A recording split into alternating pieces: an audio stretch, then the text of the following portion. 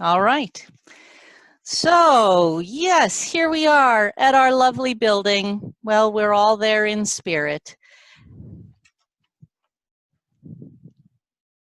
Let's see.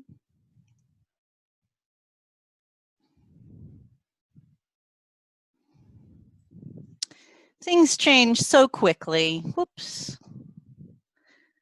My President column, written in February, was about taking a break from electronic things. And then, here was our headline on March 8th. New Jersey officials announced 2 more coronavirus cases. The state now had a total of 6. On March 14th, our Teaneck mayor, Hamiduddin, locked down Teaneck as the epicenter of the state. Ethical Brew was canceled for that evening, and our board closed the building beginning Sunday, March 15th. We went from, what is Zoom, to, it's great to see you on Sundays. Huge shout out to our members Dwight Panazzo, Terry Karp, Ken Karp, Rachel Farrat, and Dan Farrat, who quickly moved into action to experiment with Zoom, setting up a community circle platform on March 15th and playing around with the features and identifying some of the pitfalls so that we are now experts in using it. We go virtual. We mobilize to engage our ethical community. A Zoom squad emerges to help members be able to connect via Zoom, thanks to Lisa Schwartz, Terry Karp, and David Bland for time spent with members. Lisa Schwartz, Terry Karp, and I began holding open houses 3 days a week, so members can just informally drop by for a chat. Our board, program council, and committee meetings are held via Zoom. Our adult education moves online. Kudos to Eric Sandhusen, Paolo Ribeiro, Margot Moss, Dwight Panazzo, Terry Karp, and Richard Bernstein for hosting their events via Zoom. In June, a task force of ethical culture members began to discuss how to safely begin in-person attendance at our society building. Task force members are Richard Bernstein, Rhonda Hamada, Mary Matsui, Dan Rosenblum, Eric Sandhusen, Lisa Schwartz, Rachel Farrat, Perry Stein, David Bland, Joe Schumann, and myself. Several of us are here today. We first begin studying about what we know about the virus. Here's a short video to help us understand. Good afternoon. My name is Paul Kurlansky, and I would like to speak with you today about, big surprise, COVID-19. But actually, what I'd like to speak about is what I call COVID confusion. They tell us, don't wear a mask. No, wear a mask. But really, masks don't work. But maybe they do work, but we're not sure. But wear one anyway. Be sure to wash your hands. It's very important because the virus can remain active on surfaces for a week or more, even. Really, it's only a few hours. Well, no, that's copper and glass, but plastic is 2 to 3 days, but other metals are 5 days, except, of course, the copper and the aluminum. But that's not really how it's transmitted from surfaces. It's more respiratory. So be sure to wear those masks, but, oh yeah, by the way, wash your hands. And really, it's only the older people who get this disease in a big way. But then again, there are those 30 to 50-year-olds who had it for a week and then wound up with a major thrombotic stroke. But thank God the kids are immune. No, kids are immune, except, of course, for those kids that wind up with life-threatening Kawasaki-type syndrome. And remember, social distancing, because asymptomatic people can be contagious. Really, asymptomatic people can't be contagious. No, no, no, no. Really, asymptomatic people who are going to become symptomatic can be contagious, but asymptomatic people who are not going to become contagious really can't become, well, we're not sure. The social distance. As of this morning, on the Hopkins website, there were more than 9 million cases worldwide, with approaching 500,000 deaths. 2.3 or more million cases in the United States, with over 120,000 deaths. Of course, we're not sure what a case is because different people report cases differently. Symptomatic versus non-symptomatic, test positive versus not test positive, symptomatic but no tests. We saw this actually in China when one day there were more than 15,000 cases reported because they changed their reporting. And among states and among countries, even among states in the United States, there's no uniform metric for reporting. And then, strangely enough, even deaths we're not quite sure, because those patients who come in with symptomatic COVID and die in the hospital of complications of COVID, that's one thing, but there are many patients who have died at home. We don't know if they were COVID or not. And then there are also not necessarily COVID deaths, but COVID-related deaths of how many people didn't show up at the emergency room with heart attacks or with stroke or with aortic dissection and died from those complications because they were afraid to go to the hospital with COVID.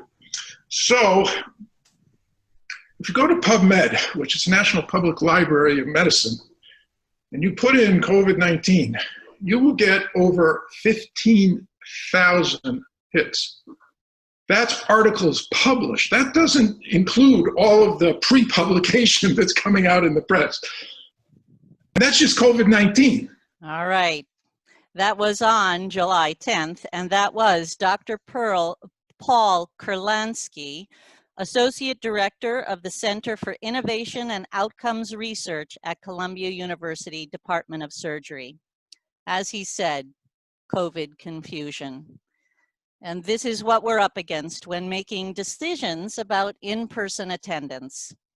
Since the beginning of June, the Reopening Task Force has been looking at many sources of information, including the National Library of Medicine, National Center for Biotechnology Information, the CDC Repository of Public Health Information, program strategies from other religious organizations, a variety of information sources regarding equipment, state and local guidance, and additional sources of COVID-19 scientific data.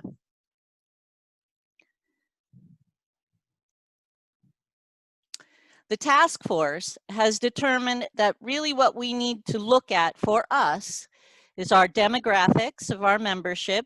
Many of these are in a higher risk area, over 60 years old with some accompanying health conditions. The physical space of our building, which is small, confined, and basically poorly ventilated. Also, the ability of us to adequately ventilate and sanitize commonly used spaces. As far as ventilation, Perry Stein, our building chair, has purchased a large fan to pull air from the front of the room to the back out to the playground. So there are some downsides to that. It will be pulling air from the front. People are sitting in the front to the back, hampered by weather concerns.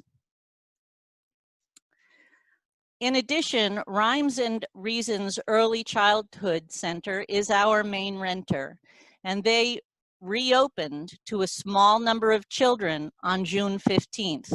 Currently, there are 18 children in the program. We need to be mindful of the health and lives of the most vulnerable in our community and in our membership. We need to look at how our renter will impact on the interaction of the center with our society. So where does that leave us, and what can we do now? So if we want to get together, the takeaway is risk mitigation. There are 3 factors: distance between people, sterilization, and masks. Outdoors activities are safer. mainly because there's more ventilation and many times you can step away and get out of the way. Indoor activities are much riskier. 6 feet distance is really the basement, the bottom line. If you're talking quietly with a mask on, it could go larger to be safer. Sterilization is in the Clorox wipes, hand sanitizer, washing hands to kill the virus, and then wearing masks correctly. So what have we done to provide some isolation relief? We're having backyard socials. Thank you, Diane Kozarski, for coordinating the hosts for our backyard socials that have begun happening every weekend this summer. And if you'd like to participate in a backyard social, there is a schedule and it's posted every week in our weekly announcements. The task force developed the guidelines to allow hosts to have short outdoor socializing done safely. The schedule is currently through the end of August, and depending on how all of these go, they may continue into the fall. There are some activities that are not working well on Zoom for us. Our Sunday school ethical education is currently exploring other avenues to try to engage families without overburdening them. This has been a very difficult time for families. With the demands of remote learning, Sunday school on Zoom felt a little bit like school. Parents were working home and simultaneously having to help their children access their schooling and do all the rest of their daily life. Our society didn't really want to add another weight to that burden. Our ethical eating program suffered a little bit from being only virtual. 2 weeks ago, we had our first offering on our front lawn. It was a successful event.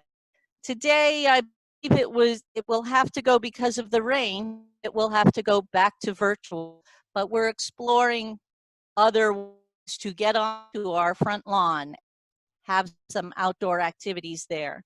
The men's and women's dinners have begun expressing an interest in safely gathering outdoors at the society. So what is next?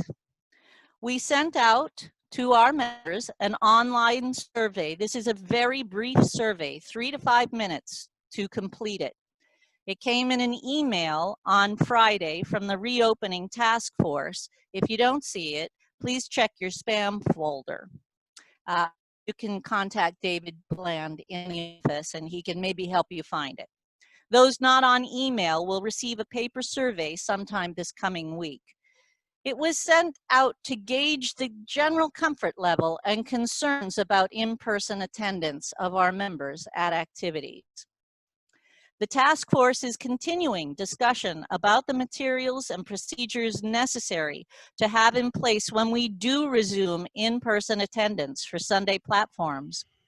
Determining a date for re-entry for Sunday platforms is not going to be discussed at this point until September 13th. Things change so quickly with this virus, and as we saw, there's a lot of information out there, some of it conflicting.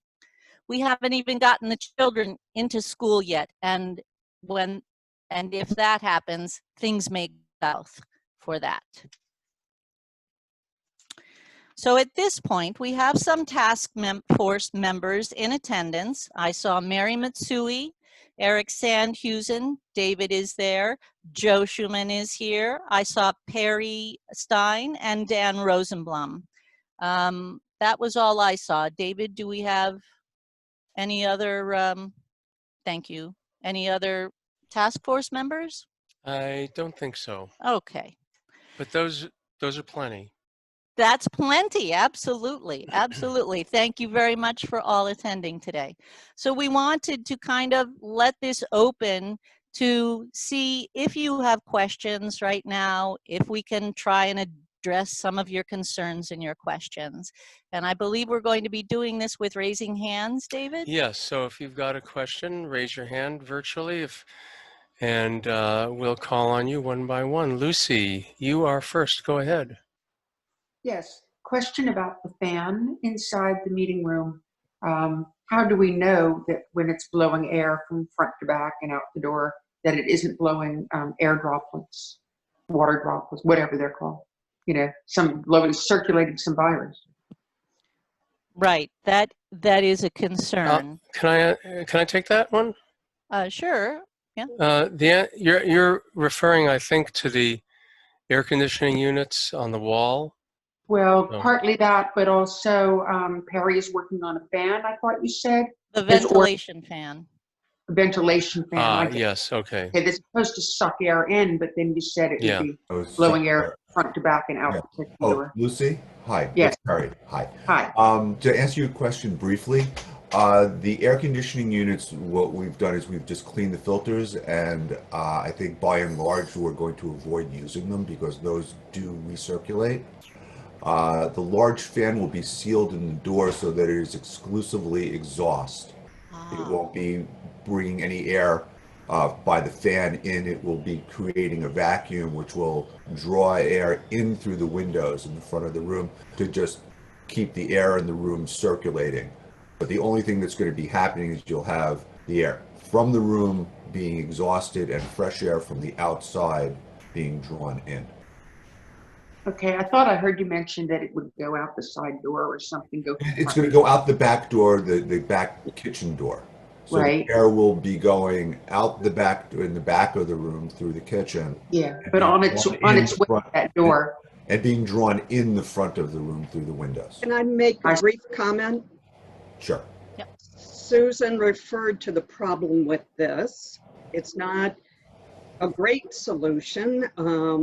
At some point, it might be helpful, but when you're causing the aerosols and droplets, actually, you may cause them to travel even farther from the front of the room where the speaker is to the back, thereby ensuring that everyone gets an exposure to the virus, not just a few people. So it has mixed benefits and drawbacks, I would say. Right. Okay. I think we are trying to hope to get the air moving, though, so that it's not stagnant air also. So, right. Okay, Susan S. from Northern Westchester, welcome. And you're next. Go ahead. Thank you. First of all, let me just commend you on your diligence around figuring this out. I think all societies are probably trying to do that. I have a question, maybe it's premature, but it has to do with our society has kind of committed to, when we do reopen, having a hybrid program. So we've gotten a lot of benefit, as I'm sure you have, from the inclusion of Zoom. We have our first remote member that just joined us from far away, so that's a really exciting thing. But have you taken any steps to figure out the technology and how you will do hybrid? And if you have any thoughts that you can share about that, we could certainly take it offline. Yeah, I actually would like to take this one, yeah.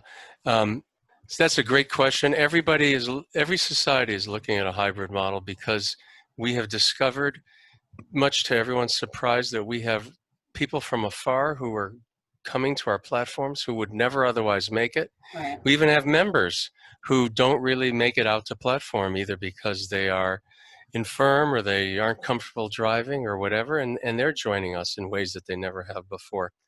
So yeah, we are looking at it, and I put together a little informal architecture. None of this is even close to being set in stone, but what I've been thinking is to get a large flat screen television, talking about over 65 inches, mount that on a wall, have buy a PC that would be dedicated towards facing the speaker, so that flat screen TV would be the video for everybody for everyone in the room to watch everybody who is in on Zoom. There'd probably have to be at least one second computer to possibly keep their eyes, so to speak, on the audience, so that the audience would appear on Zoom. And we'd have to beef up our sound system so that the Zoom audio would plug into that. And we need to beef up our sound system anyway. So I'm guessing, and it is just a guess, that with all the hardware and installation costs, we're probably looking at $3,000 to $5,000. But I am guessing on that, and I'm not an engineer. I'm not an audio guy. Although I can tell you, there's we have some people who know a lot about that, and we have one person who's not a member, but who is an out-of-work Broadway sound manager, and he used in pre-Zoom days, he used our building a lot for some social action work, and I'm going to contact him and see if he's willing to volunteer to help us. So we're looking at it closely too. Okay. David, can I add to what Yes. you just said? Because you said that you had a sort of informal proposal, and actually it's fairly well developed, what I've seen from you. If you really want informal, you can look at what we did 2 weeks ago for the ethical eating, where we actually did do a hybrid meeting, mostly by the seat of our pants, but we managed to, pull it off to some degree. We had an outdoor meeting at the Meetinghouse with the ethical eating group. And at the time, I just brought my computer and I stuck it on one of the chairs in the front, and we zoomed in, and we did have a person who zoomed in, and we were able to hear what she was saying, and she was able to hear what was going on in the program. It was rough, but at least it showed that it can work, and that we can have the two-way communication, which I think is the key part of what your proposal includes, which is to say, it's not just people watching, but there really is that opportunity for them to interact, to raise their hands, to be heard by all of the people who are physically present, as well as those who are virtually present. And at the same time, we also did it Facebook Live. We did a Facebook Live stream of that program, so that, again, there was a one-way communication through the Facebook Live. And I do think that we are looking for a hybrid model as a permanent a model going forward, because as Susan noted, many of our members are in that risk category. And so I think that it may be a long time before, how to put it, we're trying to find how to honor people's individual risk tolerance and to make the best program for each person within that as well. And so people who have a high risk or who don't want to come to a live meeting or an indoor meeting, we want to make sure that they can still stay as connected as possible throughout this. So I think that's the model we're looking at. Yeah. I would like to just chime in too, one more thing. I'm actually very enchanted by David's idea. I think it's very creative. And as I understand it, it would be perhaps a platform once a month would be dedicated in this way to the hybrid model.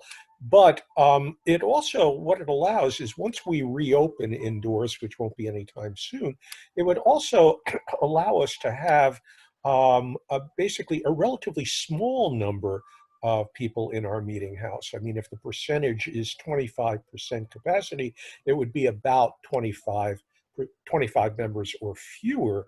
And that model, where it's zoomed, doesn't exclude anybody. I mean, anyone who can't come to the building or won't come to the building still has access to the program, while allowing an indoor presence and activity at the same time for a smaller number of people in the earliest stages of reopening. We're not simply going to reopen the building when we do and allow a flood of 80 or 90 or 100 people into the room. That's not going to happen. So I like this because it allows, again, both a physical presence for those who can and want to be there, limited in number, but in effect, an inexhaustible number of people who are viewing and participating via Zoom. I should mention we have 45, we have 45 participants this morning. We very seldom, if ever, for a summer platform, have that many people. So this has been a regular. It's been very interesting. Our attendances on Sunday mornings have actually been considerably larger. I would say at least 20% larger than they are when in real time. Now, my own view is nothing can substitute for face-to-face meeting in a real place. But it's nice. There are advantages that we are able to attract more people to participate in this way. So there are some virtues here. Yeah, you know, there's another virtue also, and that is that we can get speakers who aren't local. Oh, yes. It's a huge problem finding, you get, you know, all the time we would get people who say, well, gee, just read a book or heard an interview by this person. Why don't you get that person? But they're from San Francisco or from London, and it's completely out of the question. Or from Mars, for that matter. Or from Mars, that's right. I'll bet we could get someone from the space station, you know. There you go. Well, they'll get 1 million viewers for that one. Then that's actually a huge potential benefit, Susan. I'm sure you guys have thought of it. Yeah, go ahead, Susan. Yeah. Just one point of clarification. Joe, did I hear you say that you would do the hybrid once per month? Well, no, this is just information.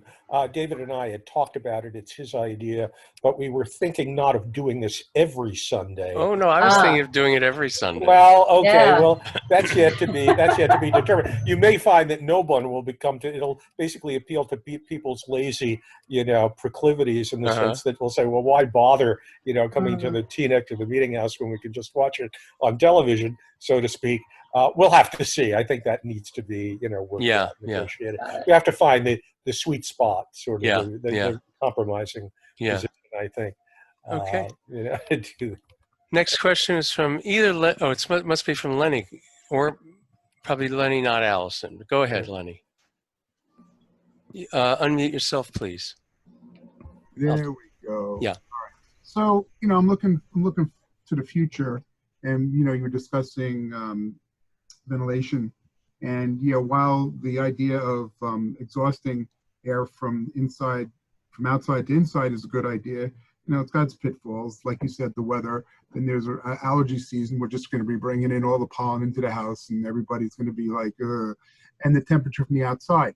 I think going forward, a closer look at the HVAC system in-house really needs to be approached. I don't, you know, there are certain things that you can do, but I don't know how old the system is in the house, and if you want to start investing in this particular house so that we can safely have people in the building. You know, you have different ratings on filters. You have different ratings on the kind of HVAC that you can have. You know, the way you can move air around so that it's constantly being moved around. You know, like the fan can always be on even if the AC is on, and you know, the AC kicks on and off, but the fan keeps blowing and keeps circulating air. You know, there's something called a MERV rating. I don't know if anybody knows about that. It's just it's a category of how to categorize filters, so that, you know, the higher the less the smaller the particle that is caught in the filter, and along with mold spores and viruses. So to me, I think in the long term, if we're gonna talk about having people in the building on a continuing basis consistently, I think the HVAC system really needs to be looked at and upgraded. And I don't know, you know, I know it's money, but you know, it's one of those things that, you know, you're not going to be able to get around. Okay, Lenny. Yeah. The filters have already been replaced with the highest rated MERV rating that you could put in there, which is MERV 13. Those are the highest rating that are commercially available. There is an issue that the ones in the meeting room are the through the wall units, so you're limited, and the building is vintage 1925. Right. So, you know, there are some physical limitations in terms of what can be done. So at the end of the day, we can optimize what's there, but you know, you're dealing with a really old building. Yeah, and I don't know how old the system is either, because you know, the higher the MERV rating, the less air that goes through these filters, and you know, you can be putting a lot of stress on the HVAC system if it's not strong enough to pull the air through a MERV 13, where it might be able to pull the air through a MERV 11 easier. You might be putting undue pressure on the HVAC system if you're using too high of a MERV system. You know the downstairs machines are more modern and capable of it. The overhead vents that are upstairs I just got the highest graded filters I could find. It sounds like you know more about this than me in terms of the suction. I'm happy for help. Well, the higher the MERV rating is for different applications. The higher the number goes means you can use it for hospitals, office buildings, but those have much more powerful systems. That's why I bring up the high rating, as opposed, in relation to its ability, the machine or the HVAC system's ability to pull the air through a higher MERV rated filter. Gotcha. Right. Let me just say something. I'm a layman here, and I would defer, of course, to the experts and to the scientists in this. It seems to me, on the one hand, it's one thing to talk about MERV ratings and how much filtration they actually do, but then it's another thing empirically to test that air filtration with people in real life conditions, in congested rooms, and so on and so forth, and see how that works. I'm not sure, again, reading the literature as a layperson and trying to follow this, how much empirical study has been done that leads one at this stage, Perry and others, to feel confident that if you put in a filter in our room with the highest rating, that under real life conditions, it renders us safe. I would like to see more testing. I would like to see more real life situations and so on to see what the spill out is on that. I would hate to find that we or anyone basically installs the highest level of filtration, gets people into a room, only to find that indeed the virus surges out from that congested condition. And it seems to me there needs to be more real-time experience with that before we can begin to feel confident about filtration as basically the last word in terms of keeping us secure. I believe. Agree with you. Sorry, I just wanted to add. Could I just say something? I believe in our discussions when we were talking about the MERV 13 that we were saying that there's a micron that the virus is Smaller. it's a lot smaller than what the filtration of MERV 13 will stop. That's absolutely correct. I think it would be a very expensive to even attempt to outfit the meeting place with an HVAC that was at all efficacious in taking out the viral particles, certainly taking them out in a volume of air volume of that size. And it needs regular maintenance. I mean, it would probably need to be changed by the hour, to say nothing of. We have discussed it and looked at many different sources of information, including a National Filtration Association description of what filters do what, and it's probably not going to be practical for us to even consider a filtration unit to put into a building, as I think Perry said, from 1925. I mean, I've been in a lot of labs where we do have that kind of filtration system for the tissue culture hoods, for clean rooms, etc. And the ethical building is not going to be able to be retrofitted into a clean room. So I think it would give us a false sense of security. Okay, Margot, you're next. If you could unmute yourself. I'll just let everyone know if Zoom made it. Yeah, go ahead. Go ahead, Margot. Okay. Two things. First of all, I've been doing hybrid yoga classes that work out fine. I don't know what their equipment is. I just see a little cell phone hooked up when we're outside. And also it goes to the inside yoga studio. And I don't know how many people are there, but they've been doing that for quite a while now. And it seems to work out pretty well. And the other thing is, I was thinking about outside events. Now, I see people having like these big tents. I don't know how much they cost or anything, but if the weather is questionable, like very, very sunny or just or showery or a little bit of rain now and then. So if it had a tent outside, that would allow more possibilities for an outside event. And I know they come in different sizes, but as I say, I don't know. We never bought one, so That's my input for outside. Thank you, Margot. Okay, Barbara, I guess it's Barbara Landberg. Is that the Barbara that we're talking about? If you could unmute yourself, please. Yes, I'm sorry, my video does not seem to want to work It's okay. today.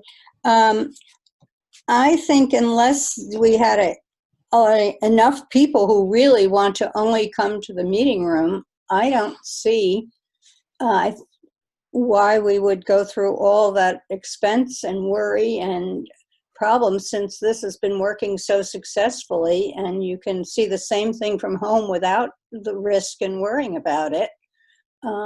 I feel that we should continue with the Zoom as it is. We've gotten a lot of people and I think it's been working very well. You know, I think there is a lot of interest, though, in in-person meetings. I think we've all been struck by how well Zoom works, but there's nothing like face-to-face. Yeah, but I think Ultimately. you'd have to find out how many people really Sure, of course, come and to make it worthwhile. that's right, and that was That actually is one. what our survey. yes. Yeah, our survey is. I did not get it, by the way. I was just looking. Check your spam folder. Okay. Yep. Pam Berglund, you're next. Unmute yourself, please. I'll try and unmute you. First, just the. No, I got it. There you I go. got it. There you go. All right. My first question is, why can't we use ultraviolet system where the night before the meeting, we use an ultraviolet system to clean and sanitize the meeting room and lobby wherever we go. And my second thought is, we're losing a lot of money because we can't do our like dinners and Uganda dinner, things like that, where we're making money for the society. And so that's the other concern I have, by not being able to go to the meeting house. Can I address the ultraviolet? Okay, thank you, Mary. Yes, ultraviolet is a very efficient, UVC anyway, is very efficient at, shall we say, killing the virus. However, it's also extremely efficient at killing your cells as well. So, No as problem. you say, we could sterilize the room.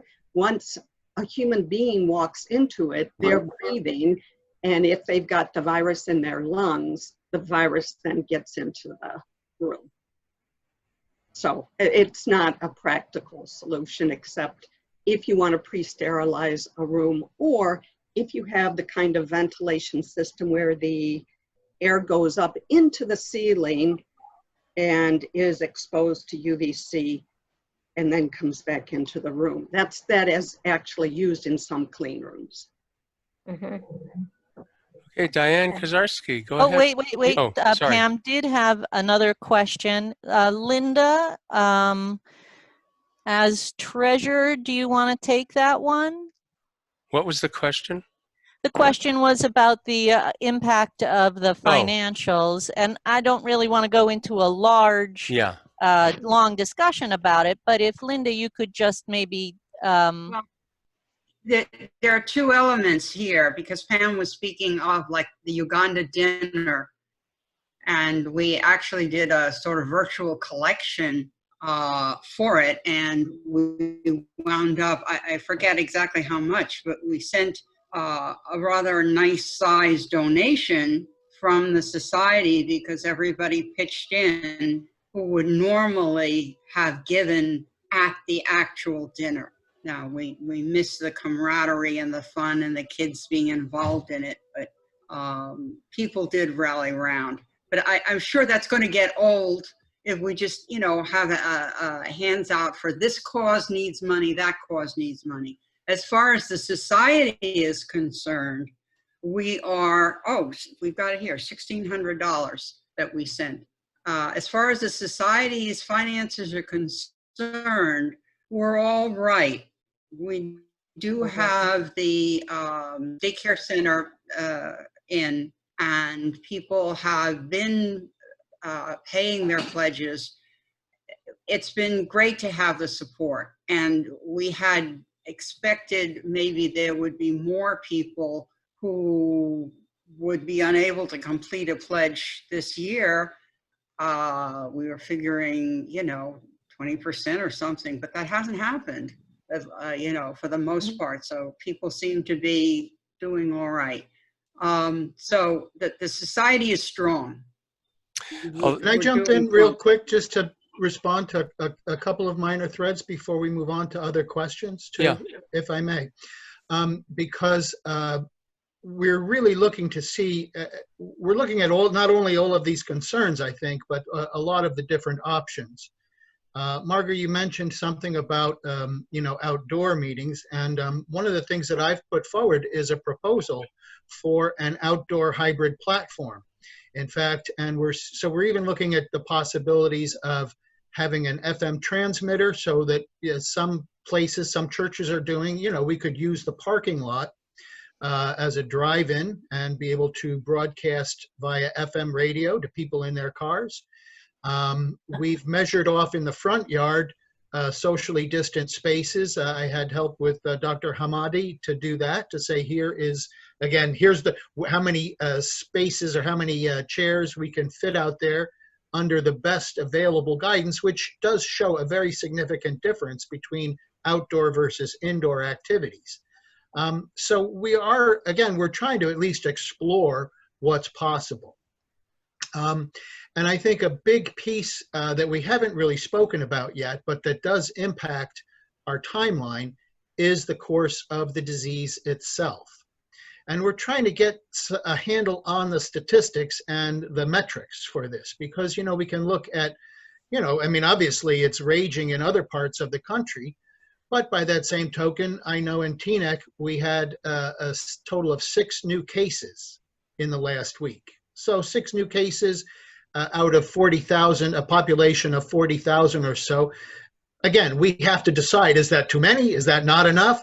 And so these are some of the questions that we're trying to grapple with as this task force, to determine, well, where do we set the safety? Do we want to say we won't feel safe until there's 0 cases for a month? Are we okay with 3 cases in a week? And trying to do some risk analysis. And so I think one of the things we're taking is a risk analysis approach in a way that honors individual choice as well. I mean, we do have a responsibility to make sure that the Meetinghouse, that we're not opening the Meetinghouse to people in a way that could put them at risk. By that same token, we have 18 children in there for up to 11 hours a day for 5 days a week. So we're really trying to find where is that spot. And if nothing else, again, when we talk about things like the filtration, we know that getting to 0 risk is going to be prohibitively expensive. We'd have to put the whole building under a fume hood, essentially. But we can also take a lot of steps that will reduce that risk. And then we can present those risks as we can best articulate and understand them to our membership, as well as with reasonable options, so that folks can make, to some degree, their own decision as to whether to attend an outdoor platform, or if we have an indoor platform, to say, well, we're going to limit it to a certain number of people. But I will say that right now there's a lot of discussion on that task force and many different opinions, and I don't think that we've coalesced around a single determination as yet. Correct. Yeah, I want to add one thing about the I want to add one thing about the finances that you asked about, Pam. So as Linda says, we're doing okay now, but as things stretch into next year, we already, I can tell you, have several members who are out of work. Unemployment, that's $600 unemployment benefit is gone. We have seen a little bit of a hit on the pledges, but as things stretch into next year, we're anything could happen. Okay, Diane, you're next. If you go ahead. Thank you. I was wondering about the cleaning protocol that you would adopt, depending on how much traffic in the building there is. And the expense of that, the trade-off between cleaning before any like small group comes into the building, after the kids have been there all day long, cleaning after that group, cleaning before and after a live get together for platform. It's a factor, and someone has to do it. I can't imagine we're going to depend on volunteers forever. But also, I sort of have a feeling that to invest in large screens for Zoom connection, as like the hybrid model, a better sound system, that's future forward for our society.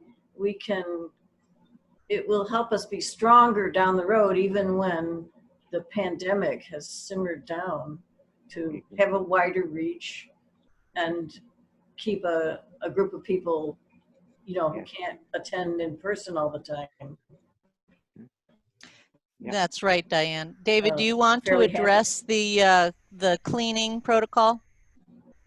You're mute, David. Thank you. Actually, I will a little bit, but then I'd like actually Mary to comment on it if she doesn't mind. My own view of the cleaning protocol, to be honest, is that it's a complete false sense of security. We could get the room, quote unquote, sanitized prior to a Sunday meeting, and we could get it, quote unquote, sanitized after. But I think the risk is, as Mary said, with aerosols and droplets. Mary, not in the fact that someone touched a surface 3 days before. Mary, if you would, don't mind, or Dan, actually, if either of you would comment on that, if you don't mind. Sure. You're exactly right. We can sanitize, and there are sanitizing protocols right now in place because of the nursery school, the child care center during the week. And the transmission is primarily respiratory. It's through the air. It's through aerosol as well as droplets, aerosol being the very tiny particles. So there's limited benefit there's a benefit, but limited in time course of sanitizing surfaces.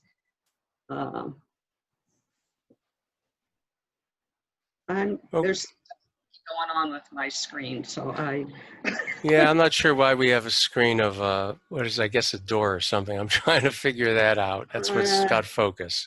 Don't know. Sorry. Dan, did you want to add anything?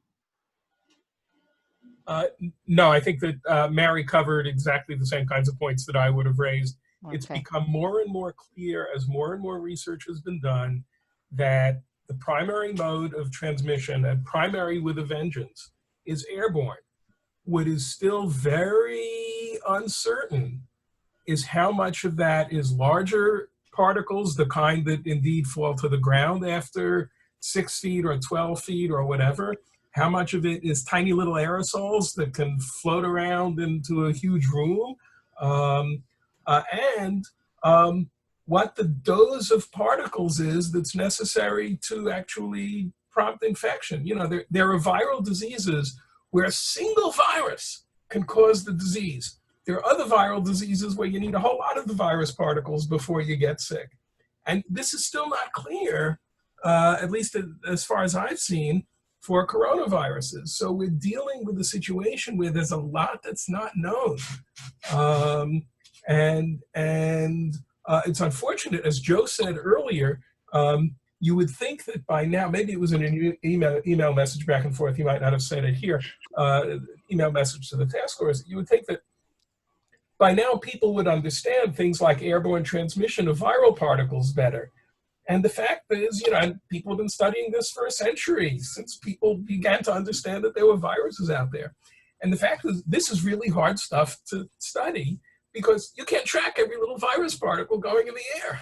And so it's known empirically there are certain viruses that are extraordinarily contagious, where one person in a room will infect everybody who's susceptible, essentially. Measles is the classic example. And there are others, not so much. And, you know, where coronavirus is in that spectrum, it's clearly not as bad as measles, but it certainly is airborne, and where it stands, there's still so much that's unknown that it makes it very, very difficult to say, for instance, the 6 feet thing, is 6 feet really the right distance? Should it be a little closer? Should it be a lot further? I mean, 6 feet is a guess based on the physics of how long it takes large particles to descend to the ground by gravity, and the absence of air currents. And so, you know, there's still a lot of research to be done, and what's frustrating is that 100 years of research on other particles haven't provided definitive answers for a lot of those either. So we really are, to some extent, shooting in the dark. But the key thing to keep in mind, I want to come back to this, is that the issue is airborne transmission. That doesn't mean we shouldn't wash our hands after touching surfaces, because, you know, presumably there can be a little bit of transmission from surfaces, but the key issue is airborne transmission. And the key problem there is that there's so much that's not yet known about airborne transmission and how this works with this virus. So, Dan, can you comment on indoor versus outdoor, which was the mainstay of the article that you had circulated? Yeah, I mean, the concern there is that it seems, and again, you know, no institutional review board will approve of a randomized controlled trial to study this, but it seems pretty clear from experience that outdoor transmission is much less common than indoor transmission, and that indoors, long-term presence, you know, if a group of people is indoors for a long period of time, the 6-foot distance rule may not matter that much, and the trouble is it may not matter in the wrong way. If everyone's indoors for a long period of time, the likelihood that one person or one infected person can infect a lot of other people seems to increase, because if there's enough air circulation, and there's always a little bit, to spread things from that person, you don't have the reduction in dose that happens when you're outside, where the wind is just blowing away whatever, you know, even a very gentle wind, whatever virus particles are coming from a given person. That's why, for instance, you did not see much in the way of increases in cases after all of the protests around the murder of George Floyd, because so much of this was outdoors. So, you know, the indoor air issue is much bigger. By the way, I mean, there are outdoor situations which could be presumably not the safest in the world. You know, if a whole bunch of people are crowded around together, and somebody is speaking a lot, or singing, or coughing, you know, there's of course the possibility of outdoor transmission, but it's magnified indoors. And so this becomes a tricky issue. I just saw a text come up asking, what is a long time? And again, not clear, but, you know, just from the things that I've seen, if you're in the same room as somebody else for 5 or 10 minutes and everyone's wearing a mask, probably not such a big deal. If you're in the same room as a bunch of other people for an hour or two, that becomes very more bad concern. So can I just say, so the standards for the contact tracers that are now being hired is, I believe, if you've been exposed and they contact everyone that you've been in contact with, and they ask, have you, anyone that you've been in closed space with for more than 10 minutes within 6 feet without a mask, that they will contact. And with a mask, I think it's something like half an hour. So I guess some time frame. Okay, let's go on to next question. Linda, go unmute yourself, please. Linda Bennett. Yeah, I got it. Actually, I put my comment in the chat, but what it had to do with was planning longer term than COVID-19. The reports I've read indicate that we could see other pandemics coming down the road, that what we plan to do should look forward to, you know, are we getting into flu season? Are we facing something else? That what we have a protocol and we have whatever we can physically do to mitigate against airborne transmissions, because this isn't going to be the only time it happens. So that was the main point I wanted to make. And I did want to add something else that is relating to this problem about indoor versus outdoor. Yesterday's news, there was a report about a sleepaway camp in Georgia where after the first week, there was a large outbreak of COVID-19. And it was attributed to the fact that although the camp was doing some things to mitigate, they were having the kids all sleep in closed cabins. So all night long, they were there. And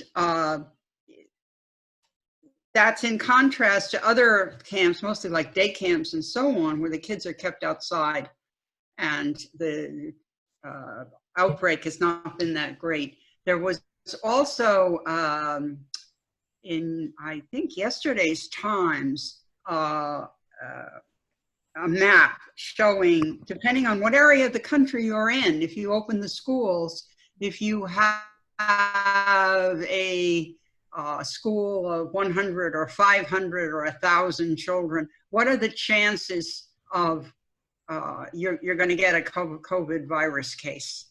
And they ranged from like one chance in New York State, and if you have 500 kids, one chance in New Jersey, 8 chances in Florida. I mean, you could look at it. Now, these are not guaranteed anything. These are projections, but it showed how in this period, bringing people together becomes so very risky for indoor stuff. Okay. Yeah, I just wanted to say, I think that the opening of the schools is really such a daunting problem. And we have several, I see Sylvia's on today. We have several teachers in our society for which this must be a very powerful looming issue. There was just an article in yesterday's paper on the front page about how an Indiana school district opened up. They opened very early, obviously at the beginning of August. And on the very first day, a child came with symptoms and it turned the whole school inside out at the very beginning. So this is an incredibly complex problem, and I can't begin to imagine how schools and households are going to be able to conform to the demands of the virus. You know, yeah. Okay, Mark Hecht, you're next. If you'd unmute yourself and go ahead. Yeah, so I was thinking, like, there's no way, obviously, you're going to get rid of all the risks. But I was thinking, if people are willing to assume, you know, some of the responsibility of whether they attend an in-person meeting, in that case, be 2 levels, the one that's indoor or the one that's outdoor, which would be lower risk. But certainly as the weather is getting better, it makes it more feasible to have outdoor meetings. But then it's to also provide a simultaneous Zoom platform. Somebody probably mentioned it because I'm a little bit late anyway, but if there was a simultaneous Zoom platform, so the hosts like David and Susan were able to accommodate people in the Zoom platform and have the open meeting, then at least people would have an option whether to assume the extra risk to come. And you might want to try one of those thermometers that they use now to test people when they come to the meeting if they have temperature, just as a precaution, or whatever screening which is limited. But I think it's a good. I think it would. You know, we don't know how long this is going to go on. And at some point, people are going to assume a little. Even now, people are assuming either more or less risk about how they go shopping or how often they go and stuff.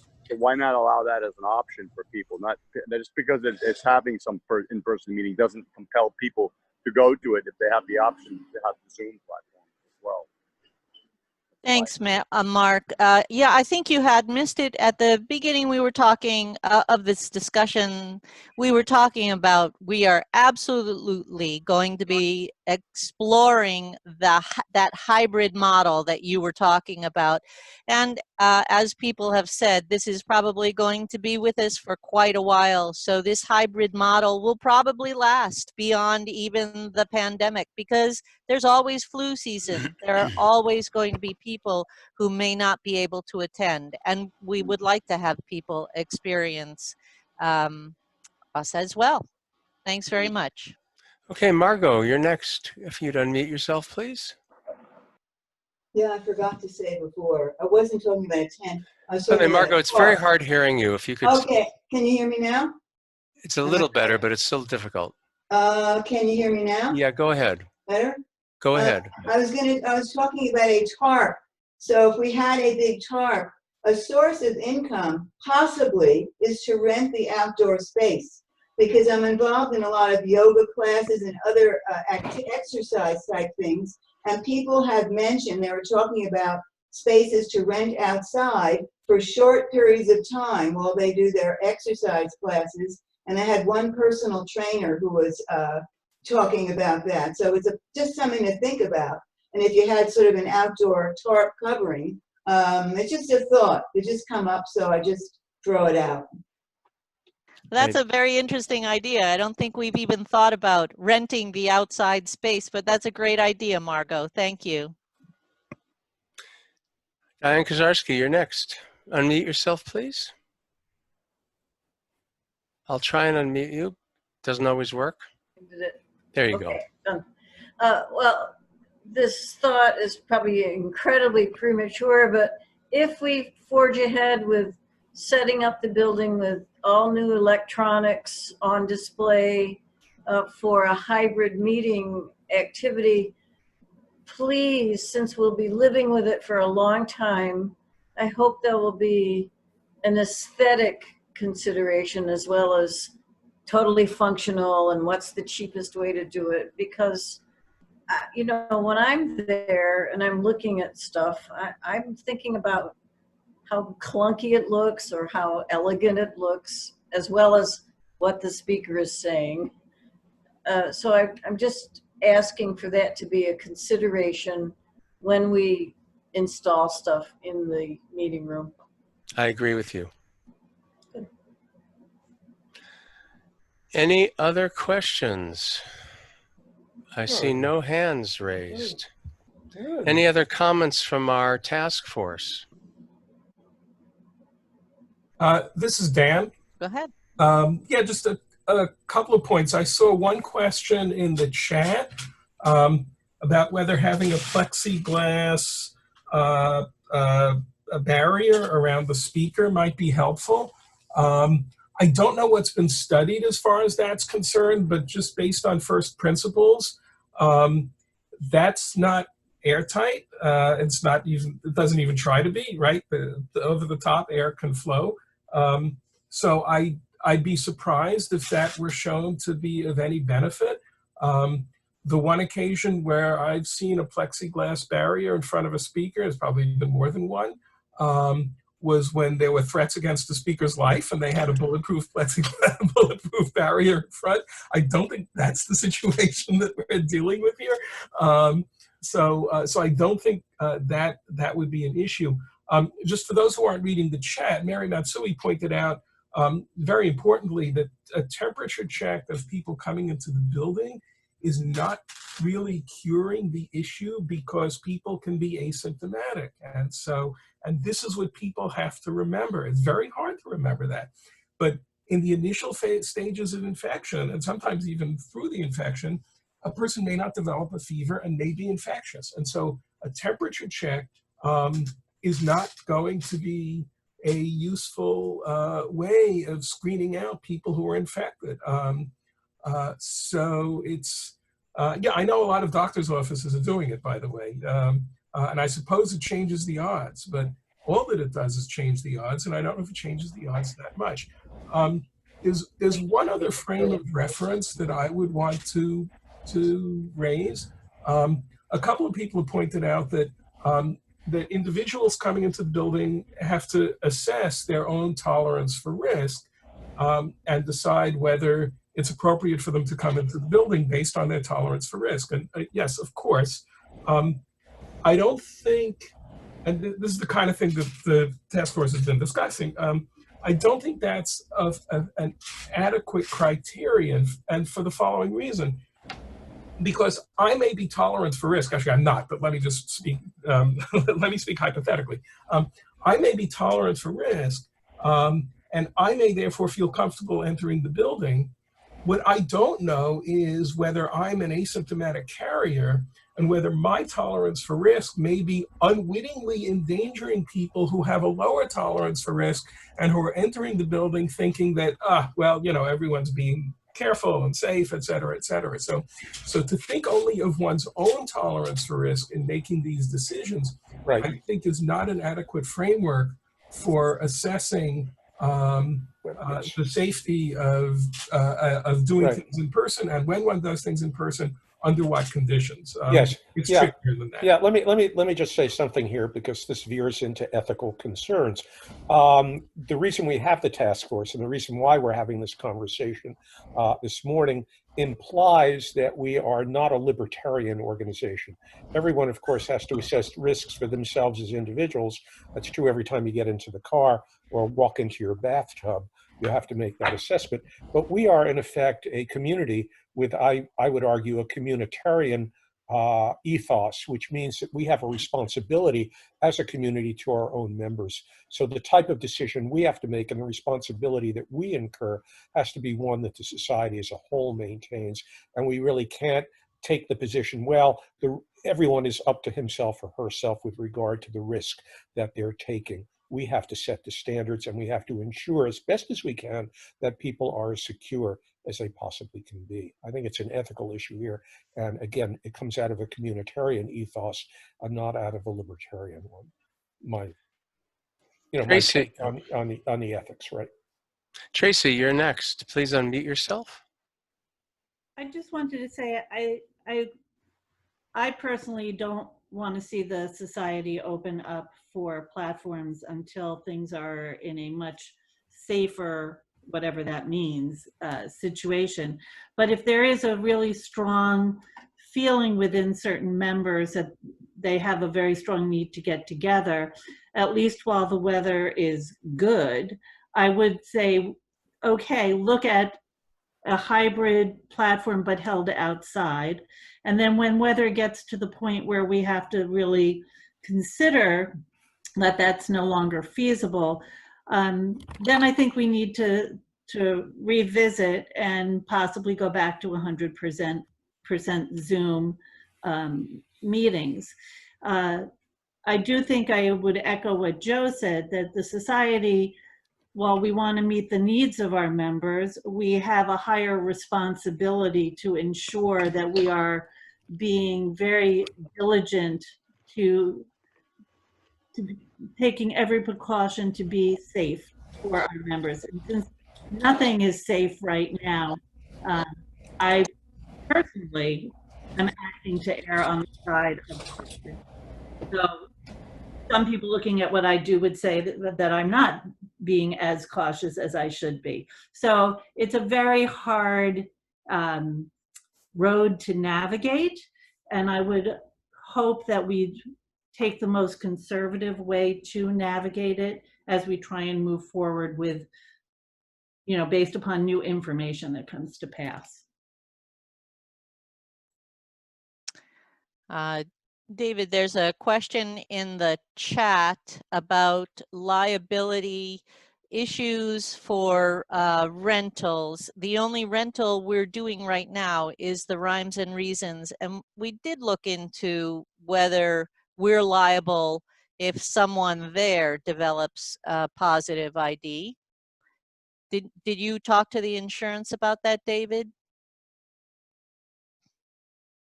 David cannot hear you. Sorry, I was muted. Say that again.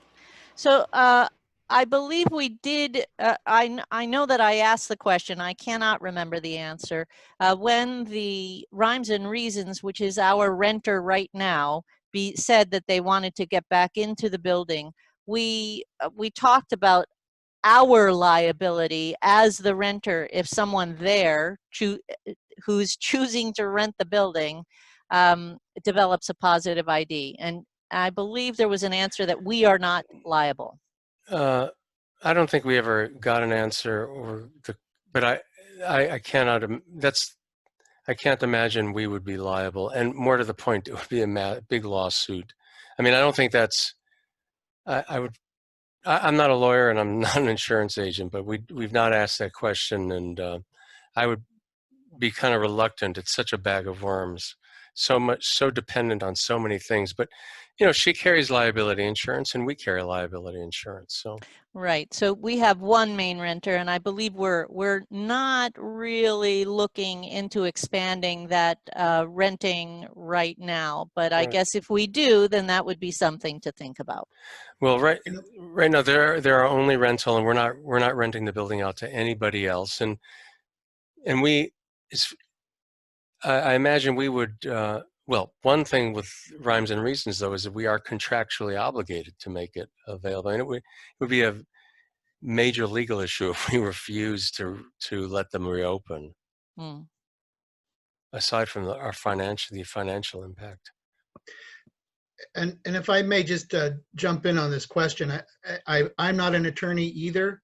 I do have some risk management professionally experience, but I'll say first of all, any lawsuit is very difficult because you'd have to be able to prove that in fact you got it from that person, or you'd have to show that the Ethical Culture Society was somehow negligent. And I think, you know, a lot of the procedures we're putting in place would show that we're not being negligent in that. The other thing I would say is probably a waiver is not something that we would be able to depend upon if we were in some way negligent. And so I'm not sure that that's really a useful direction. But I think what I've been hearing from the conversation on the task force is that as much as anything, we're really concerned about the reputation of the society. And the last thing that we want, of course, is the headline saying super spreader event at an ethical culture platform. And so that, I think, is as much as anything the incentive that we have, as well as, of course, the safety, primarily the safety of people who would come into the Meetinghouse. And so again, the idea of having a waiver, I mean, it's good to make sure that people feel that they've been fully informed when they give their consent to attend a meeting, whether it's an outdoor meeting or an indoor meeting or a platform or a Sunday school or whatever, that we can really help them feel that they have full information and help them feel that we have given full consideration to making that environment as safe as we possibly can, recognizing that we can't make it completely safe, but also that we can make a good assessment of what are the externalities. How many cases are there in the community? Is it expanding or decreasing? What's the efficacy of these measures that we can put in place? Okay. Can I just add one thing? I know that when I've been thinking about things on the task force, actually, I have not been thinking of issues of the reputation of the society. I agree that's important, but certainly my exclusive focus has been on the issues of safety in the face of really a lot of uncertainty about what we know. I agree that the reputation of the society, of course, would be a disaster if there were a super spreader event that we hosted. But I think a more fundamental concern is what we do as a community in terms of protecting the safety of our members. The side benefit would be minimizing the chance of a super spreader event. But just in case people thought that, at least for this member of the task force, the issue of the reputation of the society Obviously, I would want to preserve that, but that's secondary in terms of my thinking on that. Anyone else? Can I just thank the members of the task force who were present this morning? Mary Mitsui, Eric Sandhusen, Perry Stein, Dan Rosenblum, Joe Schumann, David Bland. Thank you very much for being here.